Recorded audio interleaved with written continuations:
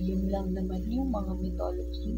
Then, move on na tayo sa the 4 heavenly symbol or guardians of the 4 different direction in season. So, una is ang Asurda dragon or King Long is siya naman ang guardian of the east and spring.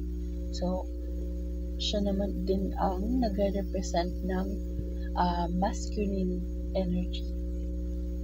And sunod naman sa kanya ang vermilion bird or Sukwe is the guardian naman siya ng east and spring. So, siya naman na nagre-represent ng feminine energy. So, as you can see, yung emperor at empress, makita niyo sa kanilang damit or yung royal robe is makita niyo yung sa king is merong dragon design kasi ina-associate nila yung dragon as the masculine energy.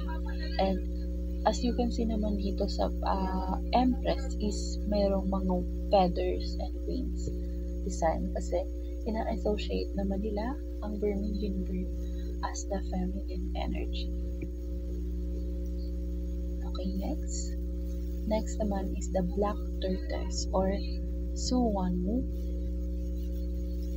Siya naman ang guardian of the north and winter.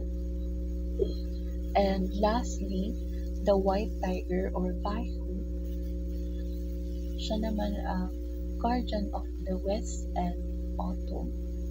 So, yun lang po yung mga guardian ng bawat directions. And usually is meron pa silang nire-represent sa feng shui na yung ganitong mga energy or placements sa bahay.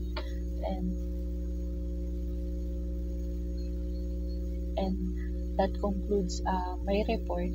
That's all. Thank you.